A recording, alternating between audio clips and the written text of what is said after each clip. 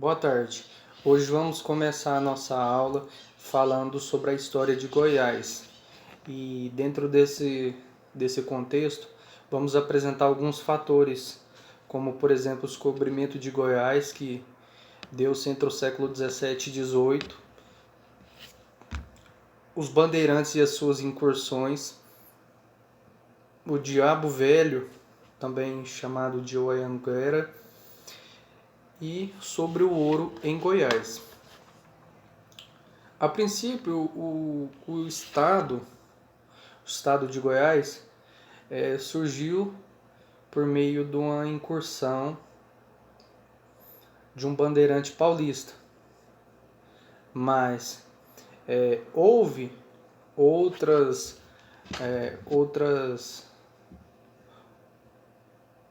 incursões que aconteceram nessa região aqui especificamente. Já no século XVI, no ano de 1590, Antônio Macedo e Domingo Luiz Grau passaram pelo interior em busca das riquezas e ouro, prata. Vale ressaltar que os bandeirantes, um dos principais aspectos dos bandeirantes era a busca dessas riquezas, pedras preciosas e diamante, ouro e tudo que é aquilo de valor. Essas comitivas que empregadas por eles tinha como objetivo então encontrar essas riquezas. As primeiras bandeiras surgiram, pelo menos das bandeiras que foram empregadas sobre a região que é onde é o estado de Goiás hoje, que também teve um determinado momento que estava junto com Tocantins, foram bandeiras paulistas, que tinha a capitania em São Paulo, certo? Em direção ao sertão brasileiro, sertão goiano. Entre eles, podemos destacar o Anhanguera, ou Diabo Velho, Bartolomeu Bueno da Silva Filho, que desempenhou um papel muito importante na questão do estado de Goiás. O Anhanguera já tinha vindo minerar aqui já no século 17, no ano de 1682, quando passou por Cuiabá, em Minas Gerais, e encontrou grandes riquezas lá. Porém, ele percebeu que se essas regiões tinham grandes riquezas, ouro, prata, pedras preciosas, certamente essa região aqui também poderia ter essa riqueza. Posteriormente, até entanto, quando ele fez essas incursões, tem até uma lenda que fala a respeito que ele chegou em determinado momento, pegou tipo uma tigela, um prato ou algo semelhante e colocou algum líquido, provavelmente cachaça, que álcool naquele tempo exatamente não tinha, cachaça mesmo, alguma bebida inflamável, e colocou fogo. Fez vamos falar assim, fez criou essa ilusão diante os nativos que tinham nas regiões. E talvez essa ilusão possibilitou ele criar uma certa influência para ajudar a chegar às pedras preciosas ou chegar ao seu objetivo, que eram as riquezas. Naquele período, também vale destacar que a região de Goiás encontrou grande valor, grande quantidade de ouro, grande mesmo. Segundo a Anhanguera, que veio nesse período, ficou 3 anos à procura e não encontrou. O Anhanguera, segundo a Anhanguera, claro, o primeiro Anhanguera veio, encontrou. 40 anos depois, seu filho veio, a procura não encontrou naquelas regiões que o seu pai havia já desbravado.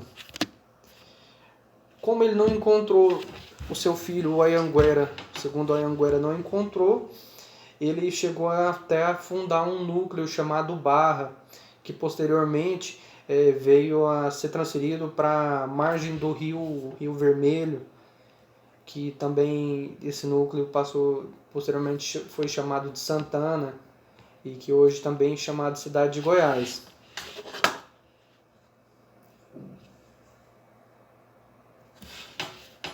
Quando me refiro também a Santana, falo o Arraiá de Santana, que se tornou hoje a cidade de Goiás.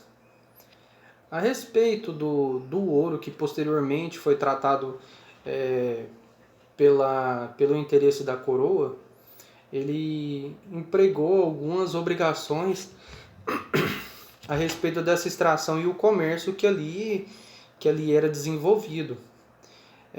Esse comércio também muito marcado pela questão da extração, ele vai ter algumas obrigações que vai ser muito pesaroso para alguns grupos que ali residia, que ali também extraía, né? Primeiro vai ser, que podemos destacar, vai ser 1/5 do ouro.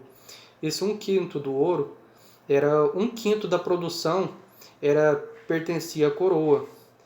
Esse quinto, ele começou no ano de 1736 e foi até o finalzinho da década de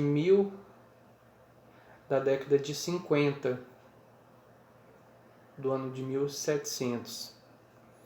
Outro fator importante que foi levado em consideração vai ser o ouro em pó. O ouro em pó, em determinado momento, também foi utilizado como moeda da capitania. Essa moeda, como é que ela era feita? Qualquer comércio, qualquer comercialização de algum produto ou alguma coisa, era pago com o ouro em pó. E era pesado com umas pequenas balanças que ali tinha. Então, só depois que a coroa mandou encunhar moedas também chamado de dobrões de ouro, ou dobrões, que tinha cerca de 55 gramas de ouro. Essa comercialização, esse comércio utilizando esses dobrões, também era, na sua maioria, era utilizado para comércio de alto valor, de produtos de alto valor. Então, normalmente, era pago em ouro. Também, entre esses outros fatores que também influenciou nas obrigações que ali tinha, obrigações comerciais e econômicas, pode ser destacado também a captação. O que era essa captação? Era a cobrança sobre os impostos cobrados sobre o quê? Sobre os escravos, sobre as propriedades. Nesse modo, era importante, por quê?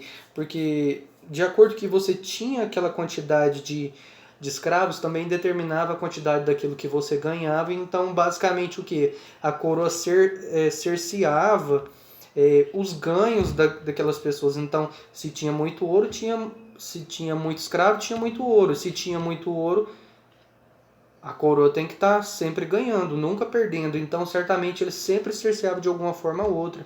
É interessante também a questão do ouro, porque o ouro, depois, posteriormente, a questão do dobrão, é que através do ouro era mais fácil de ter através das moedas era mais fácil de contabilizar em questão do pó, o ouro em pó. Porque no ouro em pó ele podia ter uma certa, o que eu posso dizer, um refúgio desse valor, desse mineral,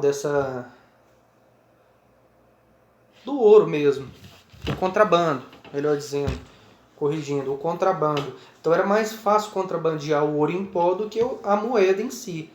Então, quando veio a questão da moeda para o modo de encunhar ela, facilitava a questão da fiscalização.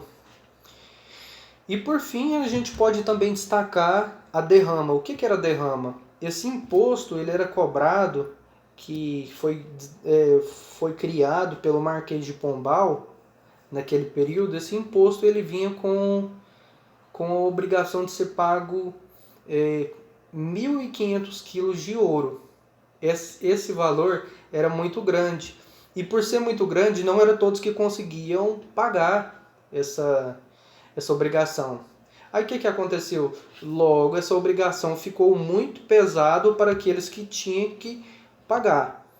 Acontecia o quê? O atraso. E esse atraso levou a endividamento.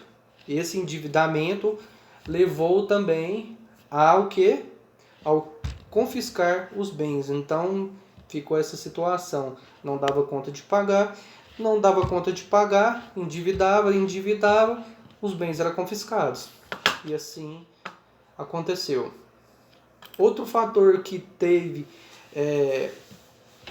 nesse período, após a descobrimento, após a extração do ouro, a questão do comércio do ouro e o comércio que se impôs naquela cidade, foi a questão do arraial, que igual eu disse, o povoamento basicamente, inicialmente o nome era Arraial de Santa Ana, que depois mudou o nome para Vila Boa e posteriormente Cidade de Goiás. A cidade de Goiás, vale ressaltar que ficou cerca de 200 anos como capital do estado. E outro detalhe importante na cidade, que pode ser que, além da questão política, né, que posteriormente mudou da cidade de Goiás para Goiânia, foi construída por Ludovico, foi a questão urbanista, a questão urbana. Basicamente, a cidade ela tem uma inclinação que indica todo sentido para o Rio Vermelho. Então não tem um certo planejamento urbano para aquela cidade. Quem já visitou lá, é interessante você observar lá, é que toda a cidade é escoada para o Rio Vermelho, certo? Nesse período também, entre o século 17 e 18, o desenvolvimento dessas rotas paulistas por esses bandeirantes e por esse comércio entre a coroa, levou à construção de alguns outros locais, algumas outras cidades, que desenvolveu outras cidades, que nesse caso a cidade de Santa Cruz, levou também a Lusiânia, que naquele tempo chamava Santa Luzia, e também a Meia Ponte, que hoje tem o nome como Pirenópolis, certo? Se alguém tiver alguma dúvida, pode depois entrar em contato comigo que eu posso sanar as suas dúvidas. É interessante a gente deixar uma ressalva, uma proposta de atividade, uma reflexão, que a gente pode criar grupos de debate de 3, 4 pessoas e cada um desenvolver um argumento, alguma coisa, alguma dúvida que a gente pode debater em sala. Eu acredito que, sendo feito esse grupo de debate, também cabe a criar um pequeno resumo a respeito da aula, né, que a gente teve, e também vale para argumentar sobre isso, assim como no meu plano de aula que eu vou entregar para vocês e foi entregue no relatório, tem algum resumo a respeito dessa aula e outros fatores, um formulário a ser preenchido, tá? E também consta nesse relatório que eu vou demonstrar para vocês posteriormente, que eu vou entregar, que é um mapa da cidade daquele período, que demonstra bem aquela cidade daquele período, e também uma indicação para vocês, um filme que chama Bandeirantes, que foi produzido no ano de 1940, está no YouTube, é livre, é bem legal, é bem didático, é bem interessante para vocês observar, que ele conta uma epopeia do desbravamento dos bandeirantes e o quê? Essa conquista de território que foi muito importante para o desenvolvimento do nosso estado, do país, claro. As principais Os principais objetivos desses bandeirantes era a conquista dos metais preciosos, das pedras, mas também trouxe desenvolvimento e que criou o que temos hoje, o nosso querido estado de Goiás. É muito interessante. Se tiver alguma dúvida, não deixe de me perguntar ou entrar em contato comigo. Muito obrigado. Boa tarde para vocês. Agradeço pela oportunidade. Até logo.